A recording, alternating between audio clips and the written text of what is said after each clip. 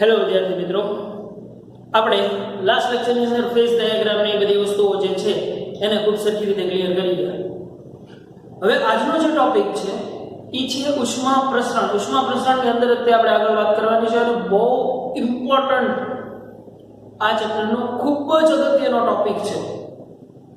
એટલા માટે મે બી આપણે કદાચ જરૂર પડશે તો આના એકના એક જ ટોપિકને થિયરી રિલેટેડ સમજવા માટે ભલે આપણે 2 લેક્ચર કરવા પડે, પણ બહુ શાંતિથી વ્યવસ્થિત અને પ્રોપરલી આપણે સમજવાનું છે.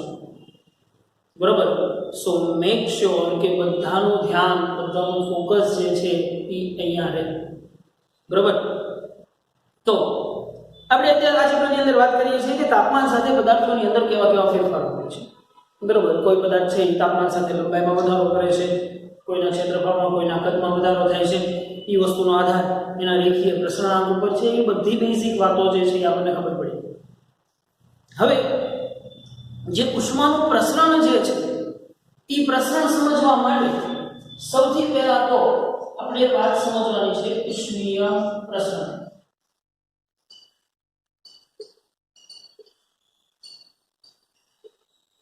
આ ઉષ્મીય પ્રસરણ છે. હવે જ્યારે કોઈ પદાર્થને તાપમાનનો ફેરફાર લાગુ પડે છે, અત્યાર સુધી તો આપણે વાત કરી બરફ, પાણીની, ચાની, એવા બધા કિસ્સાઓની ચર્ચાઓ કરી ગઈ.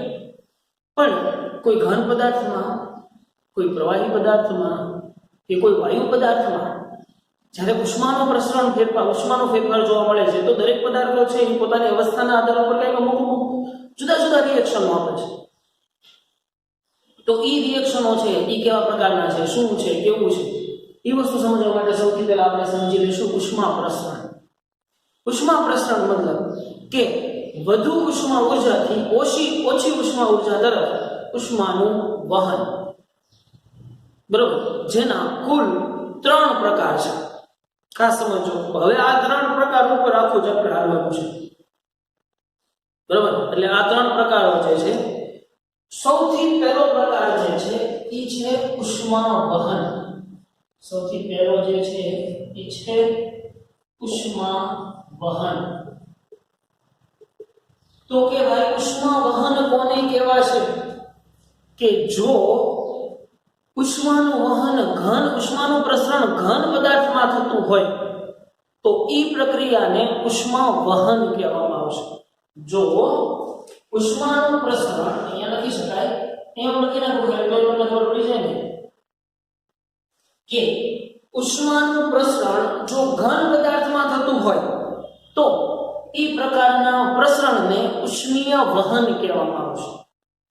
બીજું છે ઉષ્માનયન. અને બીજી વસ્તુ કે જો ઉષ્માનયન જે તેમાં થશે પ્રવાહી અથવા તો વાયુ. હવે જો ઉષ્માનું પ્રસરણ જે છે, પ્રસરણ ખાસ શબ્દ સમજો, પકડજો. જો ઉષ્માનું પ્રસરણ પ્રવાહી અથવા તો વાયુમાં થતું હશે તો એ પ્રસરણને કહેવામાં આવશે ઉષ્માનયન. જો ઘન પદાર્થમાં થતું હોય તો એને કહેવામાં આવશે ઉષ્મા વહન. પણ જો પ્રવાહી અથવા તો વાયુ પદાર્થમાં થતું હોય તો એને કહેવામાં આવશે ઉષ્માનયન. અને એનો ત્રીજો અને છેલ્લો પ્રકાર છે ઉષ્મા વિકિરણ. ઉષ્મા વિકિરણ મતલબ કે જો ઉષ્મા ઉર્જાનું પ્રસરણ શૂન્યાવકાશમાં થાય, જો ઉષ્માનું પ્રસરણ અથવા તો ઉષ્મા ઉર્જાનું પ્રસરણ, બરાબર, ઉષ્મા ઉર્જાનું પ્રસરણ જો શૂન્યાવકાશમાં થતું હોય તો એને કહેવામાં આવશે ઉષ્મા વિકિરણ. ક્લિયર ભાઈ? આ 3 વસ્તુ છે એની સિમ્પલ યાદ રાખવાની છે. આ 3 વસ્તુના રિલેટેડ જ આપણું આખું ચેપ્ટર છે આગળ વધવાનું છે. અને એન્ડ ઓફ ધ ટોપિક સુધીની અંદર આપણે ઉષ્મા વિકિરણની અંદર ઘણી બધી થર્મલ રેડિયો એક્ટિવિટી ને એવું ઘણું બધું જોવાના છે. ઇન્ટરેસ્ટિંગ બ્લેક હોલની રચના અને બધી વસ્તુની બહુ ઇન્ટરેસ્ટિંગ ચર્ચાઓ આપણે આવવાની છે. બ્લેક બોડી રેડિયેશન કોને કહેવાય ને બધું. બરાબર? પણ 3 પ્રકારો ઉષ્મા વહન, ઉષ્માનયન અને ઉષ્મા વિકિરણ. જો ઉષ્માનું પ્રસરણ ઘન પદાર્થમાં થતું હોય તો ઉષ્મા વહન, પ્રવાહી અથવા તો વાયુમાં થતું હોય તો ઉષ્માનયન, અને શૂન્યાવકાશમાં જો ઉષ્માનું પ્રસરણ થતું હોય તો એને કહેવાશે ઉષ્મા વિકિરણ.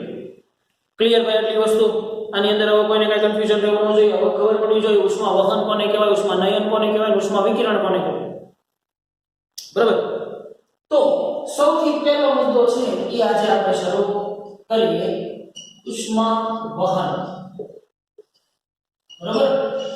હવે ઉષ્મા વહન જે છે એ એટલી વસ્તુ તો આપણને ખબર છે કે શેમાં કોઈ ઘન પદાર્થની અંદર જો ઉષ્માનું વહન થતું હોય, કોઈ ઘન પદાર્થની અંદર ઉષ્માનું પ્રસરણ થતું હોય તો એને કહેવામાં આવશે ઉષ્મા વહન. હવે આપણે બેઝિક વસ્તુ આપણને એટલી ખબર છે ભાઈ કે જ્યારે કોઈ ઘન પદાર્થ, ફોર એક્ઝામ્પલ હું કહી દઉં કે આ લોખંડનો ટુકડો, ચલો છેડાને ગરમ કરું છું તો શું થશે? અહીંયાથી તમને એટલી ખબર છે કે અહીંયાથી સળિયો ધીરે ધીરે ગરમ થતો આગળ વધશે. બરોબર ને? એટલી વસ્તુ આપણને ખબર છે કે અહીંયાથી ધીમે ધીમે સળિયો ગરમ થતો આગળ વધશે. તો આ જે વહન છે એ કઈ રીતે થાય છે, એની અંદર બીજી એવી શું રચના થાય છે, એ બધી વસ્તુ સમજવાની છે. હવે એક વસ્તુ તો આપણને તમે બેઝિક વસ્તુ સમજી ગયા છો, ઘન પદાર્થ, ઘન પ્રવાહી અને વાયુની બેઝિક ગુણધર્મો તમને ખબર છે. તો કે ભાઈ ઘન પદાર્થના અણુઓ વચ્ચેનું અંતર બહુ ઓછું છે, મતલબ બધા અણુઓ છે એકબીજાની ખૂબ નજીક જોડાયેલા છે, ત્યારે તે ઘન અસ્તિત્વ ધરાવી શકે. તો હું ફોર એક્ઝામ્પલ એક લોખંડનો સળિયો લઉં છું અહીંયા. ચલો આ એક લોખંડનો સળિયો મેં લીધો. બરાબર? આ લોખંડના સળિયાને હું અહીંયાથી કોઈ સમથિંગ કોઈ બર્નર વડે ગરમ કરું છું. બરાબર? શરૂઆતનું ટેમ્પરેચર છે એ આ સળિયાનું T હતું. તો તમને ખબર છે કે ઉષ્માનું પ્રસરણ છે એ આ છેડાથી આ છેડા થાય. માનો કે આ છેડાનો A છેડો કર્યો, આ છેડાનો B છેડો કર્યો, તો તમને ખબર છે ઉષ્મા પ્રસરણ ક્યાંથી થશે? A થી B તરફ થશે.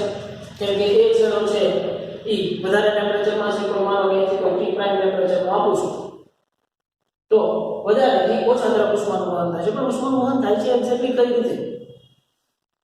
તો કે ભાઈ આનો આ પાર્ટ છે ને એ હું થોડો ઝૂમ કરીને ડ્રો કરું છું. એના બધા અણુઓ છે એનો એક પાર્ટ જે છે હું આ રીતે કરીને ડ્રો કરું છું, જસ્ટ સમજવા માટે. હો ભાઈ, એ વસ્તુ તમારા મટીરિયલમાં ક્યાંય નથી આવી, પણ આની વસ્તુ મેં અહીંયા ઝૂમ કરીને કીધું. અહીંયા આવો તો ઘણા બધા અણુઓ છે, પણ આપણે ખાલી સરળતા ખાતર થોડાક જ દર્શાવ્યા છે. બરોબર? તો અહીંયાથી હું ઉર્જા આપું છું તો શું થશે? આ અણુ કઈ ઉર્જા લે છે? ધ્યાન રાખો ખાસ. આ અણુ છે ઈ આ તાપમાનમાંથી, પહેલા આ અણુનું તાપમાન છે કોઈ T હતું, અહીંયાથી એક T પ્રાઇમ વધુ તાપમાન આપું છું અને તમને ખબર છે અહીંયાથી કોઈ T પ્રાઇમ તાપમાન આપું છું તો એક સેકન્ડ આપણને ખબર છે કે ભાઈ T prime greater than two T છે. તો આ અણુ છે એ ઉષ્મા અહીંયાથી મેળવશે ને? એ ઉષ્મા મેળવી અને કોઈ અણુ જ્યારે ઉષ્મા વધારાની ઉર્જા મેળવે છે એટલે પોતે જે કંપનથી ગતિ કરતો હોય છે એની બદલે એનો કંપ વિસ્તાર વધી જશે. આપણને ખબર છે કે ઘન પદાર્થની અંદર દરેક અણુઓ છે એ પોતાના નિશ્ચિત કંપ વિસ્તારની અંદર, કંપ વિસ્તાર એટલે શું થાય? ફોર એક્ઝામ્પલ હું અત્યારે અહીંયાથી એટલું જ મૂવમેન્ટ કરી શકતો હોઉં તો આ જે આટલો એરિયા જે છે એ શું થયો કહેવાય? મારો કંપ વિસ્તાર થયો કહેવાય આદી ભાષામાં. તમે જે દોરડનો ચક્ર ભણશો એની અંદર કંપ વિસ્તાર ખૂબ સારી રીતે ભણશો જ તે ભાઈ. બરોબર? એટલે એની ચિંતા નથી કરતા. પણ ફોર એક્ઝામ્પલ હું કહું કે આ વસ્તુ આવી રીતે એટલું મૂવ કરી શકે છે આમ, તો આટલો શું થયો કહેવાય? એનો કંપ વિસ્તાર થયો કહેવાય કે જેની અંદર એ ફ્રીલી રિલેક્સલી મૂવ કરી શકે છે.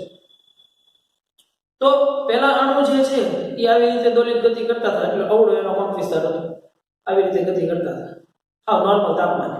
પણ હવે વધારાની ઉષ્મા ઉર્જા આવી છે ને એટલે એનો કંપ વિસ્તાર વધી ગયો. કંપ વિસ્તાર વધી ગયો એટલે શું થયું કહેવાય કે હવે આ ભાઈ છે એનો પાડોશી અણુ છે એ અહીંયા હતો તો પહેલા એ બધા આમાં પહેલા ગતિ કરતા હતા. બરોબર? હવે આને ઉર્જા મળે તો શું થાય? આની સાથેની અથડામણ એની વધશે. તો ઘન પદાર્થોની અંદર ઉષ્માનું પ્રસરણ છે એ એક અણુ જ્યારે કંપ વિસ્તાર વધશે તો એ બીજાને અથડાશે એટલે આને કઈ વધારાની ઉર્જા મળે, તો આને કઈ વધારાની ઉર્જા મળી તો એનો કંપ વિસ્તાર વધે. તો એ કોઈક ત્રીજા હારે અથડે, એ પાછા કંઈક ચોથા હારે અથડે.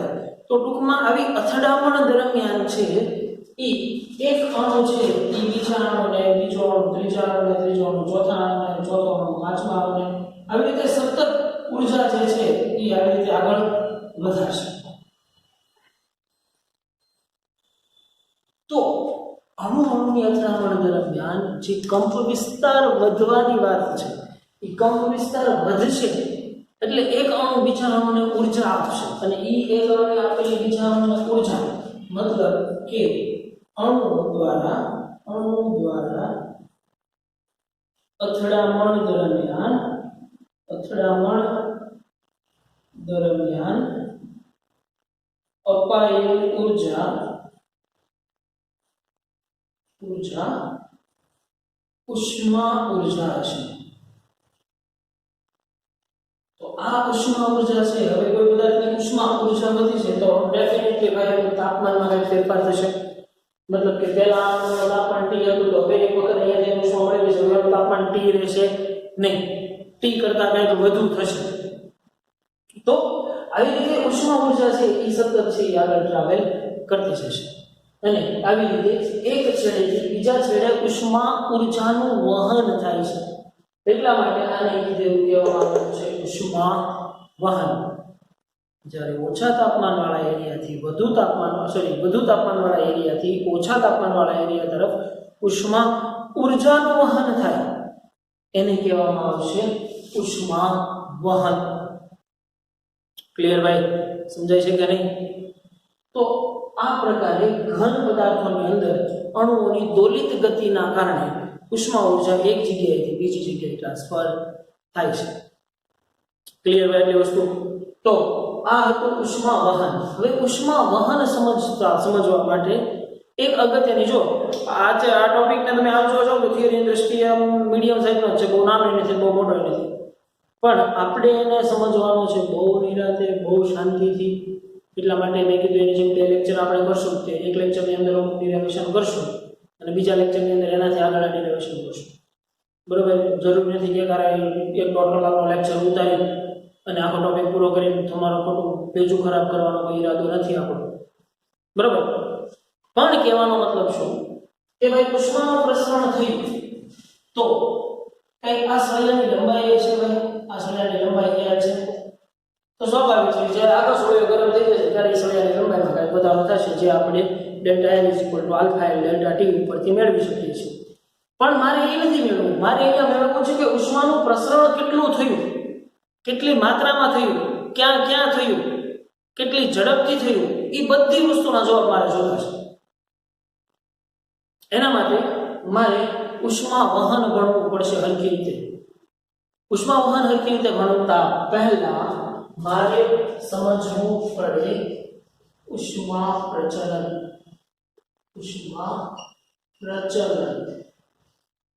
હવે પ્રચલન શબ્દ છે ને એ બાયોલોજી વાળા સ્ટુડન્ટો ઘણા સાંભળી લીધો છે, કદાચ નહીં સાંભળ્યો હોય તો તમે આગળ સાંભળશો. સજીવોમાં પ્રચલન મતલબ આદિ ભાષામાં કહીએ ને તો સ્થાનાંતર થવું, શિફ્ટ થવું. તો અહીંયા મારે સ્થાનાંતર કોનું કરવાનું છે? ઉષ્માનું સ્થાનાંતર કેટલું થયું, કેવું થયું, એ વસ્તુ સમજવું છે. તો ઉષ્મા પ્રચલન બેઝિકલી કોઈ રાશિ નથી, પણ એક બહુ મહત્વનો મુદ્દો છે કે જેને સમજી જવું જોઈએ. એના માટે હું આના એક સળિયાનું એક્ઝામ્પલ લઉં છું કે આ એક સળિયો છે ભાઈ, બરોબર? આનું અહીંયા રહેલો કોઈ એક અણુ છે, આ સળિયાની લંબાઈ છે ને એ કુલ કોઈ x જેટલી લંબાઈ, સોરી l જેટલી લંબાઈ છે, કહેજો ચલો l જેટલી લંબાઈ છે, અને કોઈ એક છેડાથી માનો કે તમે ઉષ્મા ઊર્જા આપો છો, તો આ સળિયાથી કોઈ x અંતરે રહેલા અણુનું તાપમાન કેટલું છે એ મારે જાણવું હોય તો તમને ખબર છે કે જો આ છેડો જે છે ને એ ગરમ હશે અને આ છેડો છે ને એ ઠંડો હશે ને. શરૂઆતમાં આ છેડો છે એ ગરમ હોય અને આ છેડો છે એ ઠંડો હશે. તો વચ્ચેના બિંદુનું તાપમાન, કોઈ પણ બિંદુનું તાપમાન મેળવવું હોય તો એ વસ્તુ સમજવા માટે મારે ઉષ્મા પ્રચલન સમજવું પડે. ઉષ્મા પ્રચલન એટલે આની વ્યાખ્યા તમે બધા કંઈક લખી રાખશો. ઉષ્મા પ્રચલન એટલે એકમ સ્થાન ના ફેરફાર દીઠ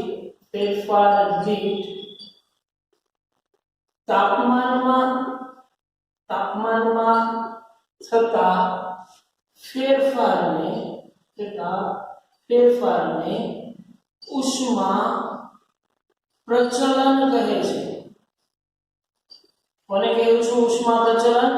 એકમ સ્થાનના ફેરફાર દીઠ તાપમાનમાં થતા ફેરફારને ઉષ્મા પ્રચલન કહે છે. હવે આની ઉપરથી તમે સમીકરણ બનાવી શકો. ઉષ્મા પ્રચલન એની કોઈ સંજ્ઞા નથી, પણ આપણે ખાલી નામ જ આપી દઈએ કે ઉષ્મા પ્રચલન ઇઝ ઇક્વલ ટુ એકમ સ્થાનના ફેરફાર એટલે એકમ સ્થાનના ફેરફાર એટલે સ્થાનનો ફેરફાર ડેલ્ટા x વડે દર્શાવે કે નહીં? તો ઉષ્મા પ્રચલન ઇઝ ઇક્વલ ટુ એકમ સ્થાનના ફેરફારથી તાપમાનમાં થતો ફેરફાર ડેલ્ટા ટી. પણ ધ્યાન રાખવાનું છે અહીંયા ઉષ્મા પ્રચલન હંમેશા ઋણ હશે. આમ તો યાદ જ રાખો ઉષ્મા પ્રચલન હંમેશા ઋણ જ હશે. શું કામ ઋણ હશે? કેમ કે તમે સમજો delta T is equal to શું થાય? T2 T1 થાય. તો આ સળિયામાં માનો કે આ છેડાનું તાપમાન છે એ T1 હોય, આ છેડાનું તાપમાન છેડાનું તાપમાન તમે ન સમજો, ચલો છેડાનું તાપમાન ન સમજો, પણ આપણે T1 એટલે શું કહીએ? શરૂઆતનું તાપમાન હશે. અને T2 છે એ કયું તાપમાન છે? અંતિમ તાપમાન છે. બરોબર? તો જુઓ જોઈએ આ અણુ જ્યારે આ અણુને ઊર્જા આપશે, ત્યારે આની ઊર્જા તો ઘટી નો ડાઉટ એને આ કોઈ ત્રીજા દ્વારા ઊર્જા મળી જ જવાની છે. પણ જ્યારે આ બે અથડાણા એ સમયે તો આની ઊર્જા ઘટી, મતલબ એનું તાપમાન ઘટ્યું. તો અહીંયા આ સિચ્યુએશનમાં T1 always greater than T2 હોવાથી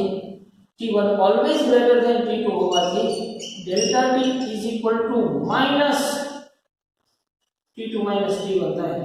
બરોબર? એટલે ટૂંકમાં ડેલ્ટા T છે એ હંમેશા કેવું આવશે? ડેલ્ટા T છે એ હંમેશા કેવું આવશે? ઋણ આવશે. શું કામ? કેમ કે T1 always greater than T2 હશે. મતલબ ગરમ છેડાનું તાપમાન તો ઓબ્વિયસ વાત છે કે એ કેવું હોવાનું? વધુ હોવાનું. અને T2 છે એ કેવું હોવાનું? ઓછું. આનું તાપમાન T2, આ છેડાનું તાપમાન T1 કહી દો. તો હવે તમે ઓછામાંથી વધુ બાદ કરો તો ડેલ્ટા T હંમેશા કેવો હોવાનો? નેગેટિવ જ આવવાનો.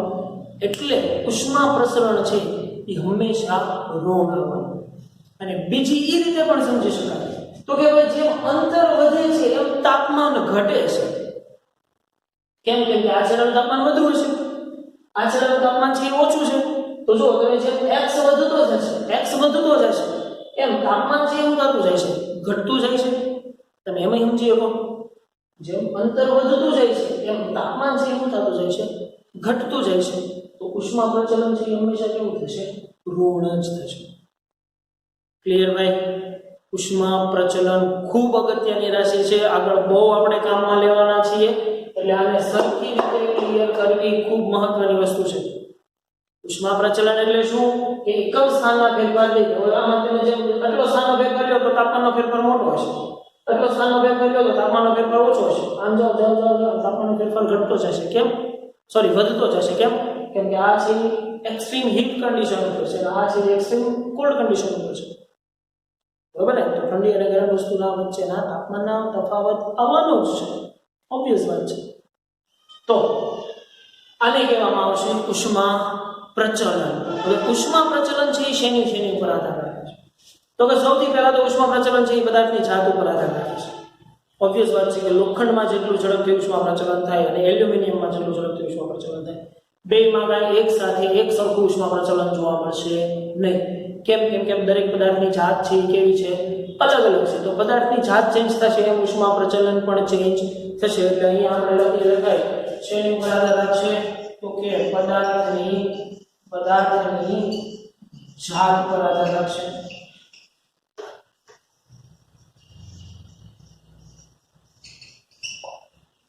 બરોબર? અને આની ઉપરથી આપણે એની ઉષ્મા વાહકતા સમજતા શીખશું.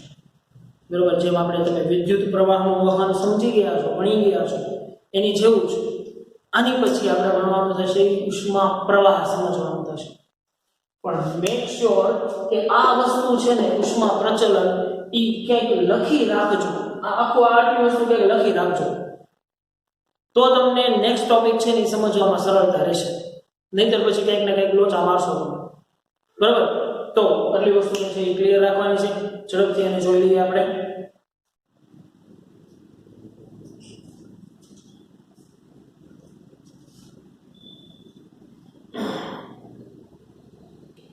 તો જોઈએ ભાઈ આપણે હવે ઉષ્મા પ્રસરણ વિશે જાણીએ છીએ કે ઉષ્મા પ્રસરણ એ 3 પ્રકારના થાય છે. ઘન પદાર્થમાં ઉષ્મા પ્રસરણ એટલે ઉષ્મા વહન, હીટ કન્ડક્શન. નંબર 2, પ્રવાહી કે વાયુમાં અથવા તો તરલમાં. તરલ શબ્દ છે એ ચેપ્ટર નંબર 10 આપણે તરલ આખું ફ્લુઇડ મિકેનિક્સ ભણવાનું છે એટલે તરલ શબ્દથી બહુ મૂંઝાતા નહીં. બરોબર. પ્રવાહી કે વાયુમાં ઉષ્મા પ્રસરણ એટલે કે ઉષ્મા નયન, હીટ કન્વેક્શન. બરોબર, ખાસ એ સમજો. અને શૂન્યાવકાશમાં મતલબ માધ્યમની હાજરીમાં ઉષ્મા પ્રસરણ એટલે કે ઉષ્મા વિકિરણ, જેને હીટ રેડિયેશન કહેવામાં આવે છે. ક્લિયર ભાઈ? આ પ્રકારનો વિગતવાર અભ્યાસ કરવો જોઈએ આપણે અને એ અભ્યાસ વિગતવાર કરશું એમાં સૌથી પહેલો આપણે સમજશું જો ઘન પદાર્થમાં થતું હોય તો ઉષ્મા વહન, પ્રવાહી કે વાયુમાં થતું હોય તો ઉષ્મા નયન અને શૂન્યાવકાશમાં થતું હોય તો ઉષ્મા વિકિરણ. એમાંનો સૌથી પહેલો પ્રકાર આપણે ભણવા જઈ રહ્યા છીએ જે છે ઉષ્મા વહન. ઉષ્મા વહન ઘન પદાર્થના આસપાસના ભાગો વચ્ચેના તાપમાનના તફાવતના કારણે થતા ઉષ્માના પ્રસરણને ઉષ્મા વહન કહે છે. આ નાનકડી મસ્તી લાય આ બધી વસ્તુ સમજ્યા પછી આપણને ખબર પડે તો કે ઘન પદાર્થમાં તેના બંધારણીય કણો અથવા તો અણુ, પરમાણુ કે આયનો પદાર્થના તાપમાન અનુસાર યોગ્ય કંપવિસ્તારથી પોતાની સંતુલન સ્થિતિની આસપાસ દોલનો કરે છે. મેં કીધું એમ જેમ ઘન પદાર્થો છે એ પોતાની રીતે પોતાની દોલિત ગતિ આસપાસ આવી રીતે દોલિત ગતિ કરતા હોય અને એનો કંઈક નિશ્ચિત એરિયા હોય. એ જે એરિયામાં કંપન કરતા હોય એ એરિયાને એનો કંપ વિસ્તાર એરિયા કહેવાય. તો પદાર્થનું તાપમાન વધતા આ કણોના દોલનોનો કંપ વિસ્તાર વધે છે. તાપમાન વધશે એટલે કંઈક તાપમાન ક્યારે વધે કે ભાઈ જ્યારે કંઈક ઉષ્મા ઉર્જા મેળવી તો એ કંઈક વધારાની ઉષ્મા ઉર્જા મેળવે છે એટલે શું થશે? કંપન શરૂ થશે અને કંપનના કારણે એની ઉષ્મા ઉર્જાના કારણે એનો કંપ વિસ્તાર છે એ વધશે. આમ ઘન પદાર્થને ઉષ્મા આપતા તેના દોલનોની ગતિના ઉર્જામાં વધારો થાય છે. વળી આ કણો વચ્ચે ખાસ પ્રકારના આંતર અણુબળો પણ લાગતા હોય છે. આ બળો કણોની વધેલી દોલિત ગતિ ઉર્જાની અસર બાજુમાં રહેલા અન્ય કણોને પહોંચાડે છે, જેના કારણે હવે પાડોશી કણોનો કંપ વિસ્તાર પણ વધે છે. મેં કીધું એમ છે દરેક કણો છે એકબીજા સાથે કંઈક અમુક નિશ્ચિત બળ સાથે જોડાયેલા હોય. હવે એકને અસર થાય તો બીજાને અસર થાય, પછી ત્રીજાને અસર થાય. બરોબર, કોરોના જેવી ચેઇન બનતી જાય કે એકને થયો છે ઈ જો બીજાને અડશે તો બીજાને થાય, બીજો ત્રીજાને અડશે તો ત્રીજાને થાય. એની જેમ પાડોશીઓ હશે તો તેને ક્વોરન્ટાઇન રહેવું પડે છે ને અત્યારે. એટલે કહેવાનો મતલબ શું છે કે એકના ઉર્જામાં ફેરફાર થયો તો એનો કંપ વિસ્તાર બીજાને આવ્યો તો બીજાને ઉર્જા શિફ્ટ થઈ, એ ઉર્જા પાછા ત્રીજાને શિફ્ટ કરે. આવી રીતે સતત ઉષ્મા ઉર્જાનું પ્રસરણ છે એ શરૂ રહે અને આ રીતે ઘન પદાર્થે આપેલ ઉષ્મા ઉર્જાનું પદાર્થમાં પ્રસરણ થાય છે. આ રીતે ઘન પદાર્થમાં થતા ઉષ્મા ઉર્જાના પ્રસરણને ઉષ્મા વહનની ઘટના કહે છે. ધાતુ તત્વમાં રહેલા મુક્ત ઇલેક્ટ્રોન પણ ઉષ્મા ઉર્જાના પ્રસરણમાં અગત્યનો ભાગ ભજવે છે. જેમ મુક્ત ઇલેક્ટ્રોન વિદ્યુતનું વહન કરવા માટે ફેમસ છે એની જેમ જ ઉષ્મા ઉર્જાનું વહન કરવા માટે પણ ફેમસ છે. કેમ કે ઇલેક્ટ્રોન પાસે કંઈક કાઇનેટિક એનર્જી છે. કાઇનેટિક એનર્જીથી ગતિ કરતો બધા અથડાય તો જ્યારે અથડાશે ત્યારે અથડામણ દરમિયાન કંઈક ઉર્જા આપશે. તો એ કંઈક ઉર્જા આપશે એના કારણે એની કંઈક ઉષ્મા ઉર્જા છે એ વધશે. અને એની પછી આપણે શરૂ કરવા જઈ રહ્યા હતા જે આઈ થિંક આપણે નેક્સ્ટ તાપમાન પ્રચલન. બરાબર, તાપમાન પ્રચલન છે એ ખાસ ઉષ્મા પ્રચલન. બરાબર, ઉષ્મા પ્રચલન મેં કીધું જે ઉષ્મા અને તાપમાન રાશિ અલગ અલગ છે પણ બેના કન્સેપ્ટ એક જ છે. એટલે આ ઉષ્મા પ્રચલન લખો તમે લખતી વખતે તમારી સરળતા ખાતર, નહીતર પાસે તમે એમ કહો કે સાહેબ ઊંધું લખો, કાંઈ ઊંધું નથી, કાંઈ ચિંતા કરવાની નથી. આ ઉષ્માની બદલે તમે લખી નાખો તાપમાન, ઉષ્માની જગ્યાએ લખી નાખો તાપમાન. એટલે તમને એમ થાય કે સાહેબ તો આમાં ક્યુ કેમ થાય પણ સાહેબ તાપમાનમાં ફેરફાર થાય એટલે ઉષ્મામાં ફેરફાર થાય છે. એટલે ખાસ ઉષ્મા છે ત્યાં તાપમાન શબ્દ વાપરી નાખો તો એ વાંધો નહીં.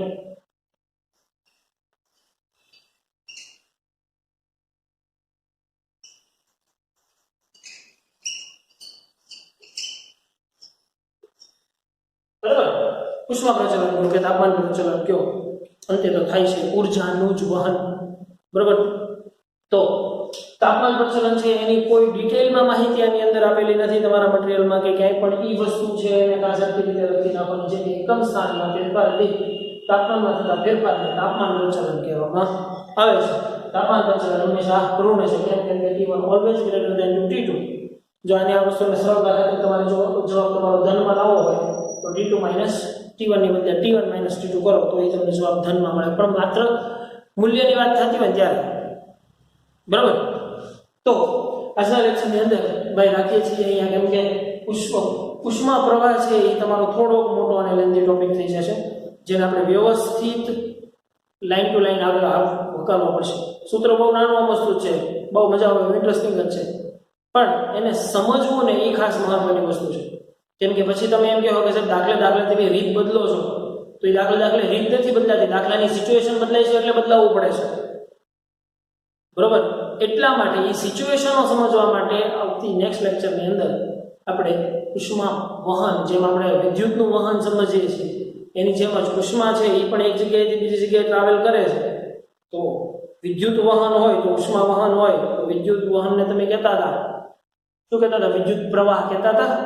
વિદ્યુત પ્રવાહ I = Q/T, એકમ સમયમાં પસાર થતા વિદ્યુત ભારના જથ્થા શું કહેતા હતા? વિદ્યુત પ્રવાહ કહેતા હતા. એની જેમ જ અહીંયા આપણે ભણવાનું થાય ઉષ્મા પ્રવાહ,